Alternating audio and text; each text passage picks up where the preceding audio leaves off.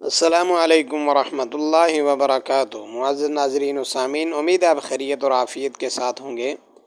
سیدنا عثمان ابن عفان رضی اللہ تعالی عنہ جو خلیفہ سوم ہیں،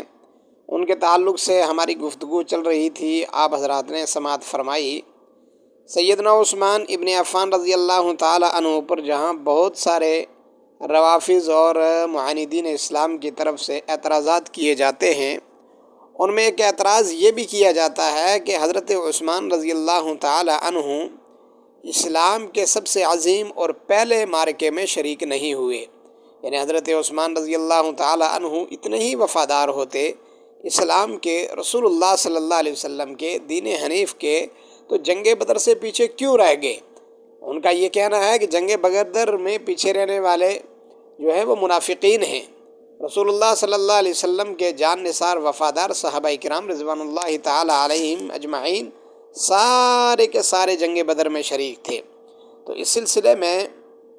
ان بیوقوفوں کے لیے تاریخ کے اوراق پر کیا یہ بات رقم طراز نہیں ہے، لکھی ہوئی نہیں ہے؟ رسول اکرم صلی اللہ علیہ وسلم کے صاحبزادی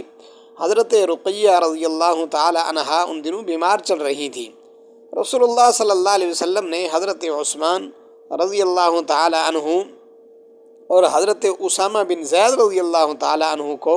وہیں مدینہ المنورہ میں رہنے کا حکم فرمایا تھا۔ رسول اللہ صلی اللہ علیہ وسلم نے جب جنگ بدر کی تکمیل فرمائی تو جنگ بدر سے فراغت کے بعد جب مال غنیمت تقسیم ہوا تو حضرت عثمان رضی اللہ تعالی عنہ کو برابر دیگر صحابہ کرام جو جنگ بدر میں شریک تھے ان کو جہاں مال غنیمت دیا گیا تو حضرت عثمان رضی اللہ تعالیٰ عنہ کو بھی مال غنیمت دیا گیا۔ اور چونکہ حضرت عثمان غنی رضی اللہ تعالیٰ عنہ اپنی مرضی سے نہیں ٹھہرے تھے، بلکہ رسول اللہ صلی اللہ علیہ وسلم کا یہ حکم تھا کہ آپ میری بیٹی کی تیمارداری کریں اور یہیں رہیں، رسول اللہ صلی اللہ علیہ وسلم کے حکم کی تکمیل میں حضرت عثمان کا مدینہ المنورہ میں ٹھہر جانا اور جنگ بدر میں نہ شریک ہونا، یہ رسول اللہ صلی اللہ علیہ وسلم کی اتباع اور رسول اللہ صلی اللہ علیہ وسلم کی ذاتی چوائس اور رسول اللہ صلی اللہ علیہ وسلم کی رائے پر عمل کرنا ہے۔ اور پھر جنگ بدر کے مال غنیمت کا مل جانا، یہ تو حضرت عثمان رضی اللہ تعالیٰ عنہ کی شان، حضرت عثمان رضی اللہ تعالیٰ عنہ کا تعلق مع رسول اللہ صلی اللہ علیہ وسلم اس کو تو مزید بیان کرتا ہے۔ یعنی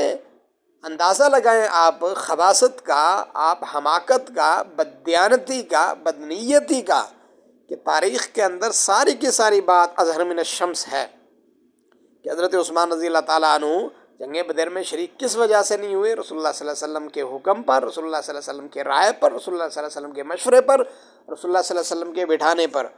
اور پھر واپسی پر رسول اللہ صلی اللہ علیہ وسلم نے مال غنیمت دے دیا۔ اس کے باوجود اس طرح کی باتیں کرنا لگتا ہے کہ رسول اللہ صلی اللہ علیہ وسلم اور صحابہ کرام سے ان کو کوئی ذاتی دشمنی ہے۔ اللہ عمل کی توفیق عطا فرمائے۔